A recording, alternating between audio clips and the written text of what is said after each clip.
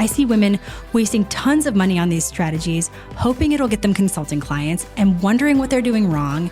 And they start to doubt themselves. And I just want to tell them there's nothing wrong with you. You're not doing the strategies wrong. These strategies are for B2C and they weren't ever going to work for your B2B business. Welcome to the Smart Gets Paid podcast with me, Leah Niederthal. I help women land higher paying clients in their independent consulting businesses, but I've never been a salesperson. My background is in corporate marketing, and when I started my first consulting business, I learned pretty quickly that it's about 1,000 times harder to sell your own stuff than it is to sell someone else's. So I taught myself how to do it, and I created the sales approach that I now share with my clients so they can feel more comfortable in the sales process, get more of the right clients, and get paid way more for every client contract. So whether your client contracts are $5,000, $100,000, or more, if you want to work with more of the clients you love, do more of the work you love, and get paid more than you ever thought you could, then you're in the right place. Let's do it together. Thanks for tuning in, and don't forget to rate, review, and share. Hey there, Leah here, and thanks for tuning in. I hope that wherever you're listening to this, wherever you are right now, you're having a great week, making some good progress in your business, and of course, taking some time for you. So in this episode, I'm diving into a topic that I've mentioned in a few episodes recently, and it's so pervasive and so important that I just felt like I needed to do a whole episode just about this. And just so I don't bury the lead here, what I'm going to dive into today is the difference between getting clients when you're selling B2B versus B2C. So the women I work with are offering their consulting or their services B2B. So selling it to companies, right? Or brands or small businesses or organizations, not B2C or business to consumer, meaning selling to individuals. And what I'm seeing, and what I've seen for a while, is that there are a lot of women out there who are trying to get B2B clients using B2C strategies, and they just won't work. So in this episode, you're going to learn why B2C strategies won't work for B2B, and you're going to hear some key shifts that you need to make. You're going to hear why so many smart women out there are accidentally using B2C strategies to get B2B clients, and the reason actually might surprise you. You're going to learn how to know if you are accidentally using a B2C strategy to get B2C clients. And I'm going to share a couple quick tests that you can use so that you can avoid wasting time and money. And I'm also going to share what to do instead that actually will work and a few changes that you can start to make today. So to back up a bit, I first started talking about this in episode 60 called The 3 Biggest Mistakes I Made in My Consulting Business. And mistake number 2 that I made was that I tried to get B2B clients for my consulting business using B2C strategies. I shared how I downloaded all these things and bought all these programs from all these big name coaches, and I did them all, and I implemented them all, and they didn't work. I mean, I should say they worked to do the thing that they said, right? Like start a blog or what have you. But none of the strategies worked to help me get consulting clients. And I've spent tens of thousands of dollars and wasted so much time on stuff that didn't work. And a lot of women come to me today having also wasted a lot of time and a lot of money on things that didn't work.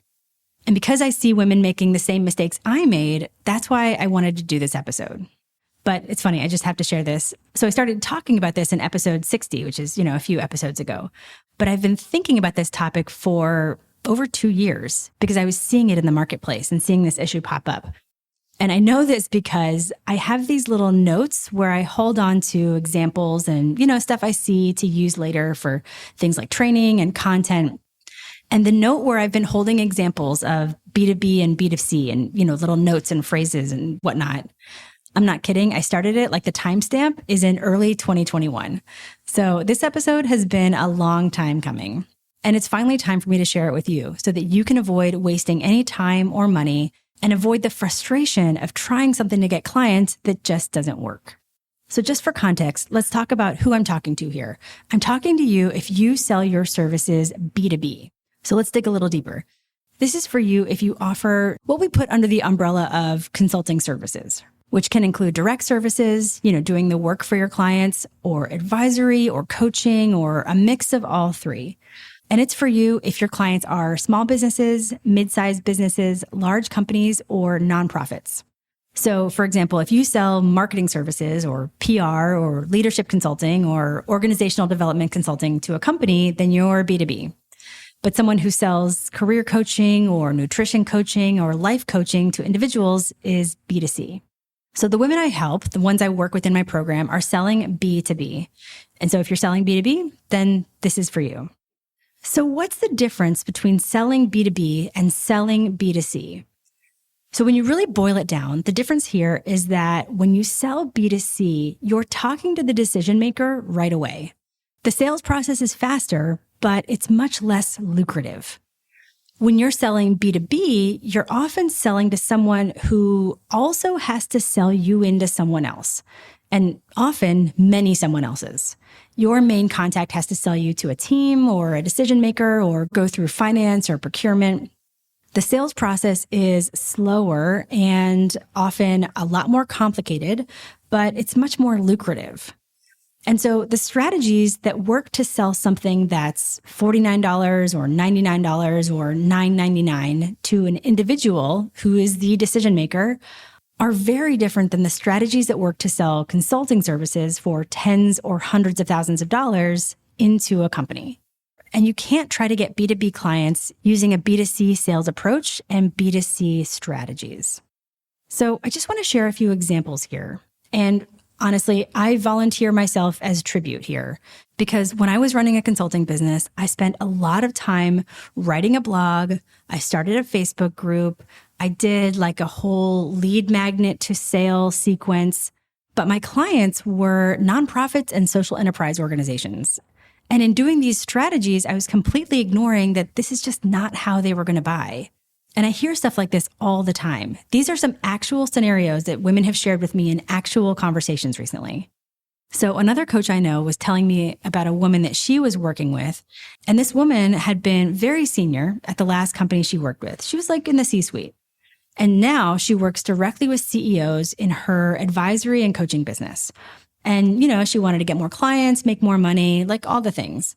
And so she created a 14-day challenge. And my coach friend was like, hold on one second. How many of your CEO clients are going to do a 14-day challenge? And the thing is that a 14-day challenge isn't wrong. It's just a mismatch. It's right for the right kinds of clients, but wrong for a consulting business and the kind of clients that she wanted. Another client of mine is an instructional designer for startups and mid-sized companies.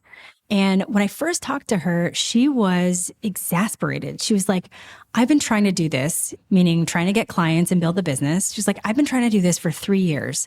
She's like, I did a growth marketing course, I built funnels, and it just didn't work. And that's because, quote unquote, growth marketing and funnels, like these are super buzzy terms. And a funnel might work to sell, a $99 product, but not instructional design engagements worth tens of thousands of dollars. And finally, recently I talked to a woman who does PR for brands in the industry where she came from. And the coach that she had talked to just before she talked to me told her that to get clients and build her business, she needed a $97 thing, like a course or something. And she was like, Leah, I just feel like there's no scenario in which the C-level people I'm selling to are going to buy a $97 thing. And she's right. And listen, I know that when you hear me talk about it here, it's like, duh, like obviously these are not going to work. But when you're in the thick of it, and when you're running your consulting business and all your clients come from referrals and you're not sure where the next client is going to come from, you're very susceptible to trying things that you see out there. And there's actually another big reason that we're going to talk about in a little bit. So when I say that B2C strategies won't work for B2B, a lot of women will ask me, so which are the B2C tactics and which are the B2B tactics? And what we're really looking at here isn't just the tactics themselves, it's the overall strategy. So just to sort of explain this at a high level, I want to share something that I shared in the Academy a while back, because this question actually came up a while ago. And this is the audio from a video that I shared with my clients on what makes something B2B versus B2C. So I love this conversation around B2B versus B2C. It's not about like which tactic here and which tactic there, because the tactics that we've been talking about, in this conversation are really around leads, right? How do you get leads? And the difference between B2B and B2C is that B2C assumes that you can get a lead and get a client, right? There might be some sort of warm-up process, but the person who maybe signs up for your thing might also be the person who purchases your thing using a credit card, right? Like that's why you get somebody who, like, there's a whole funnel designed to get you to purchase like a $47 thing as a way to get you to later purchase like $1,000 thing, right? Or a $2,000 thing. But in B2B, there is no universe in which a CMO is going to buy a $47 thing and then buy a $50,000, marketing contract with your firm, right? And so a lot of those sales tactics are B2C. So in your note above around like is it shoulder tapping? Is it lead posting on LinkedIn? And I think you had mentioned that like the B2B part is in the attract, right? The B2B part is actually in the guide and in the close because it assumes that there's an actual sales process that has to take place, right? There are tactics that we use to get leads, but we don't ever assume in B2B that just because somebody signs up for your newsletter, you're going to send them a warm-up sequence and then they're going to like sign on for $75,000 worth of like leadership consulting, right? So there are tactics that work to attract some of the right people for B2B, right? Like being on LinkedIn, shoulder taps, etc. But B2B just acknowledges that you have to actually lead a sales process. All right. I hope that helps. Okay. So you can have tactics that might look similar in B2C and B2B. You can have a lead magnet or an opt-in where people download it and start to understand what you do and they start to hear from you and whatnot. Or you can post on LinkedIn, or you can do a shoulder tap email to start a warm conversation. You can do a webinar, what have you.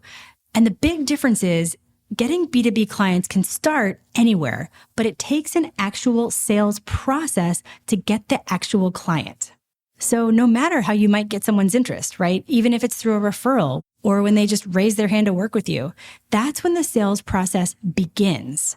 But we don't have a lead magnet, quote unquote, to get clients. The same way we don't post on LinkedIn, quote unquote, to get clients. We use smart marketing to help the right clients warm up so that we can start a sales process with them. Because to get B2B clients, it involves an actual sales process. So when you heard me say that the B2B part is not necessarily in attract, which is one of the pillars of our system, right? All about bringing the right potential clients to you. The real secret of getting B2B clients is in the two other pillars of the system. Guide about how to lead a sales process and close about how to help clients actually say yes. And you need to be able to do both to actually get a B2B client. And you've actually probably seen this play out in your world too.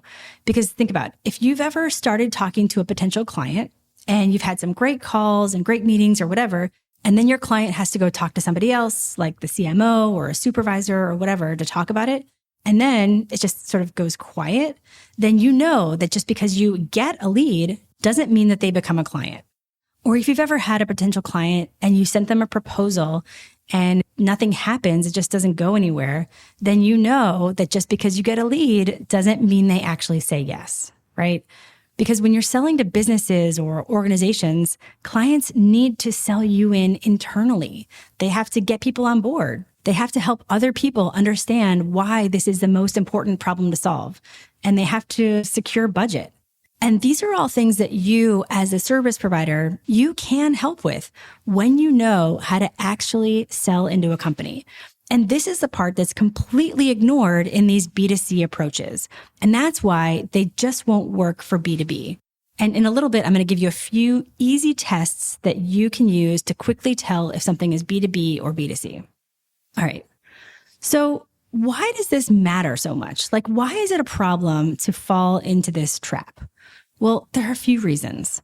First, if you fall into this trap, you're wasting time, right? The most valuable resource you have in your business is your time. And if you're barking up the wrong tree, as it were, by trying something that isn't going to work, then you're squandering your most valuable resource. And also, not to mention, because a typical B2B sales process takes anywhere from 3 to 18 months, you're putting a whole lot of time between you and even the start of that process. I once talked to a woman who does marketing consulting, and to get companies and brands as her clients, she created a low-cost membership product, like a membership community or whatever, trying to get people in and then warm them up to sell her services. And when I talked to her, her goal was to build her marketing business enough to where she could quit her full-time job. And years later, she's actually still in that job because she was spending her time on a strategy that wouldn't work to get the kinds of clients she wanted. And of course, you also waste money, right? I talk to a lot of women who spend a lot of money on coaches and programs, and they implement these B2C strategies that just aren't going to work for B2B. Of course, I mentioned that I did this too, right? And in episode 67, I talked to Kathy Almy, who said that she spent tens of thousands of dollars on strategies to create funnels and products and whatever that didn't in any way help her sell her consulting services to colleges and universities. So, of course, another problem is that you waste money. And if you started your business to make money to support your life, obviously the last thing you want to do is waste it. But the biggest reason why this is such a problem, and I think the one that's most damaging, is this. It completely wrecks your confidence. It can feel like you're trying all this stuff, but it's not working and you don't know why. So people do all these things and wonder why, they're growing their newsletter list, for example, and why that isn't turning into clients for their consulting business. And of course, type A overachievers like us, we hate doing something and it doesn't work, right? Like we tried our best, things should work, right? It makes us feel like we've done something wrong. And we hate not doing something right or perfect. If this is you, am I right? If you're nodding right now, it's definitely me. And trying these things that don't work and spending time and money and not getting clients can make you feel like you don't know what you're doing or you're not cut out for running a business because you can't make clients happen. And it can make you feel like everyone else must have this figured out, so why isn't it working for you? All of this is soul crushing and it's completely unnecessary. And the reason why this grinds my gears so much is I see women wasting tons of money on these strategies, hoping it'll get them consulting clients and wondering what they're doing wrong. And they start to doubt themselves. And I just want to tell them there's nothing wrong with you. You're not doing the strategies wrong. These strategies are for B2C and they weren't ever going to work for your B2B business. So we've talked about what doesn't work. And I want to talk about what does work when you're selling B2B. To sell B2B, you have to build what we call the know, like, and trust factor. People have to know what you do, they have to like you, and they have to trust that you can do what you say you can. And that process of building the know, like, and trust factor can take a lot longer in B2B than in B2C, because you're not just building that factor with one person. You have to empower and enable that person to sell you into other people. Because in B2B, clients don't just have to make a decision for themselves.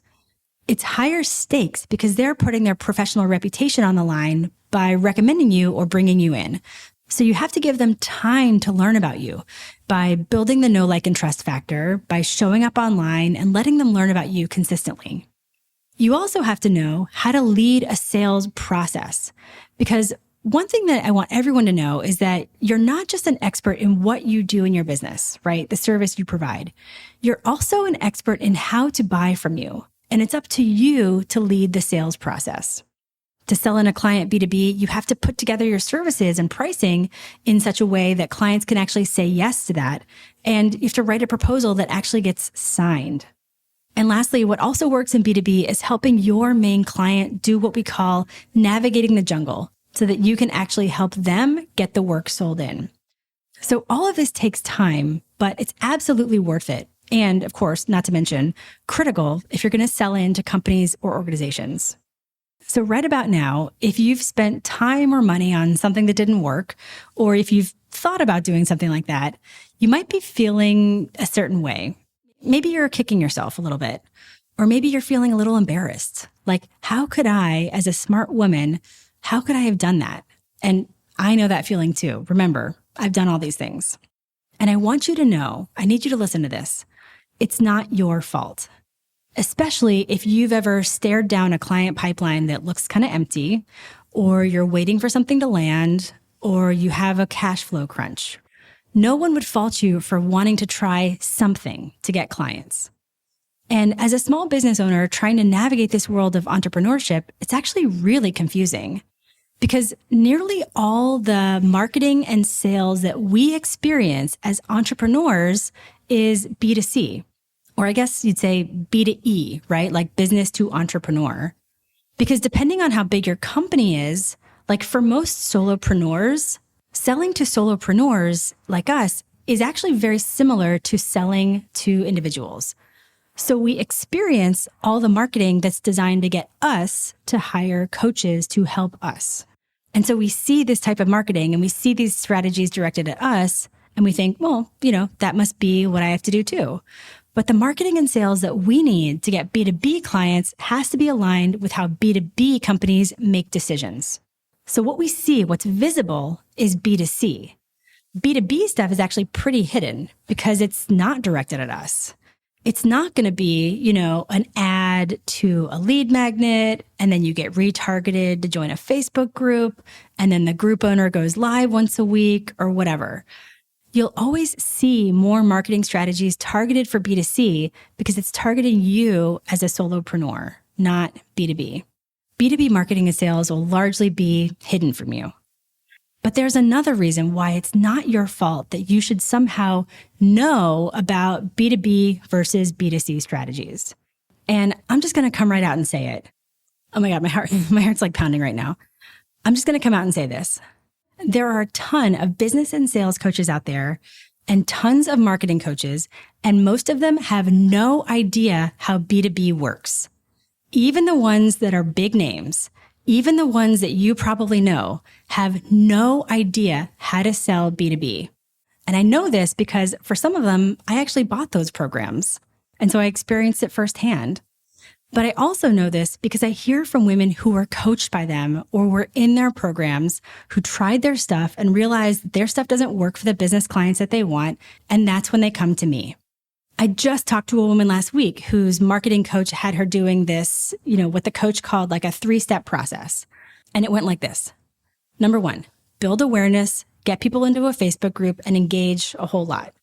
Step 2, once a month, host a joint Facebook Live with one of the guests who you've identified would be a good client for you. And then step 3, the woman I was talking to goes like this. She goes, and then step 3, ideally the sale. And I was just like, what? Like step 3, ideally the sale? Like I was baffled. Ideally the sale is like a 3 to 18 month thing that you have to navigate. And there's no just like step 3, ideally the sale. But most business coaches and most marketing coaches have no idea how to get B2B clients. So their strategy stops at, and then you get the sale.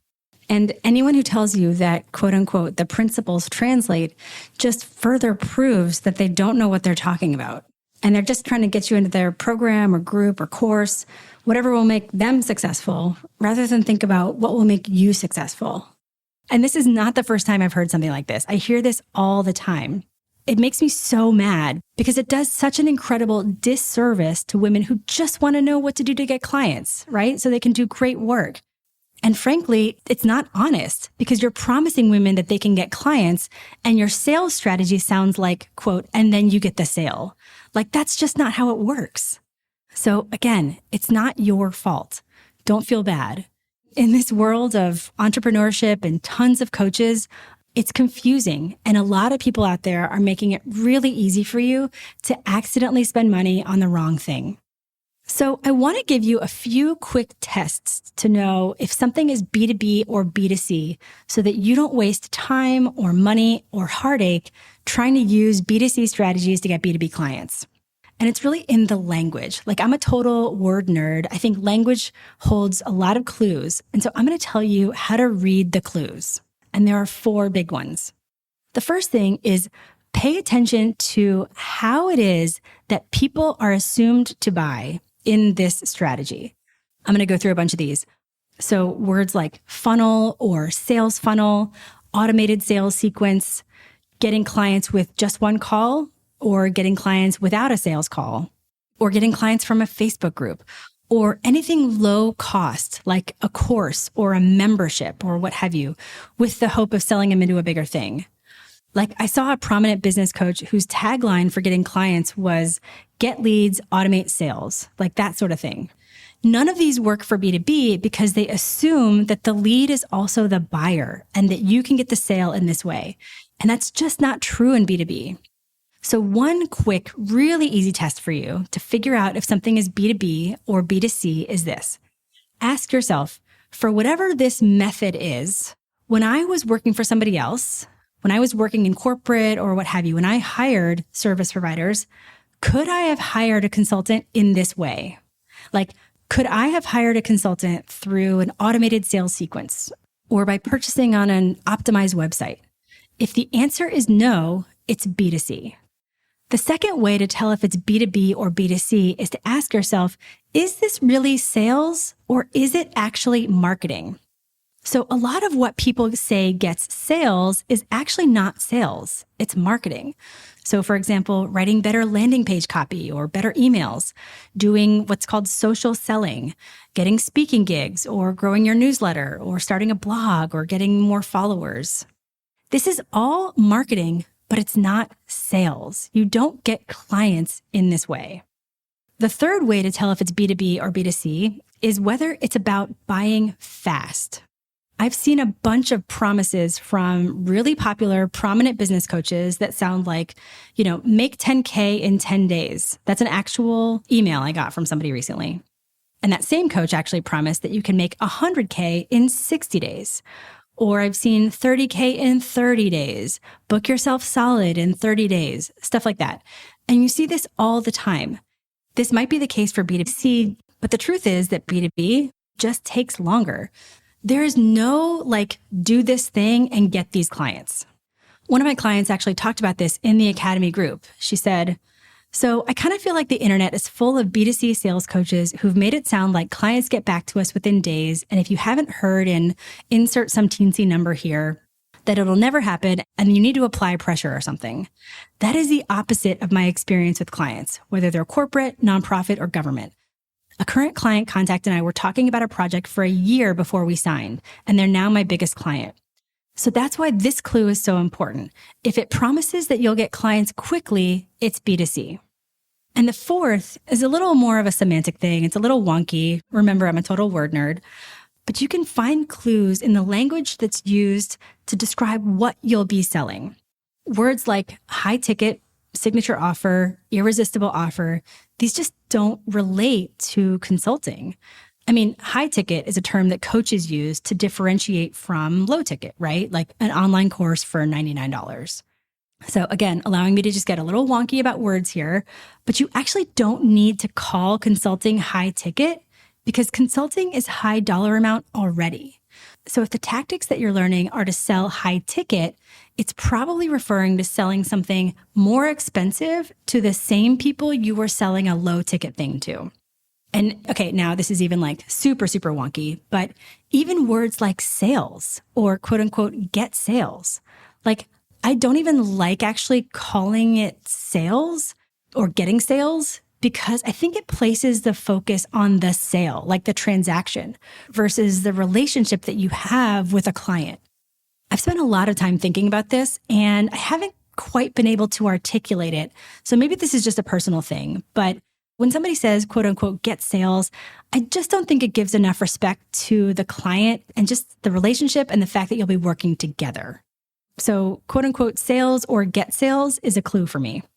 So again, quick cheat sheet on how to tell if it's B2B or B2C. Number one, the how. When you were working in corporate or working for somebody else, could you have said yes in this way? Number two, is it really selling or is it actually marketing? Number three, is it promising speed? And number four, is it using language that isn't relevant to consulting? So I hope that helps you as you start to see and interpret the messages that you're getting. So I want to end on a lighter note. I don't want you to think I'm just crapping on B2C because there are some things that B2C does well that B2B can actually learn a thing or two from. And having seen both sides, I've seen that there are some benefits. So for example, people who market B2C, they know they need to show up and be seen, not do what a lot of women consultants do, which is spend a lot of time being quietly awesome and not showing up. In B2C, they know they have to use multiple touch points, like posting on LinkedIn, sending a newsletter, and doing some personal outreach, not just doing what a lot of women consultants I see do, which is send an email every now and then to the people they know asking for referrals. And in B2C marketing, they know that you have to make an offer and actually tell people that you have a service that can help them, instead of what a lot of women consultants I see do, which is just hesitating and feeling weird about even telling people that you can help them.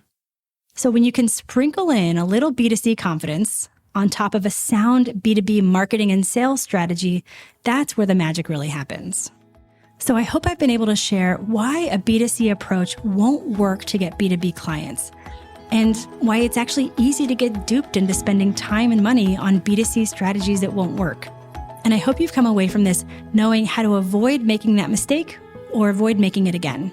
And if you know somebody who needs to hear this episode, please take a moment to share it. Just remember that your time is the most valuable resource in your business. So spend it on what's going to work so that you can build a profitable, fulfilling consulting business.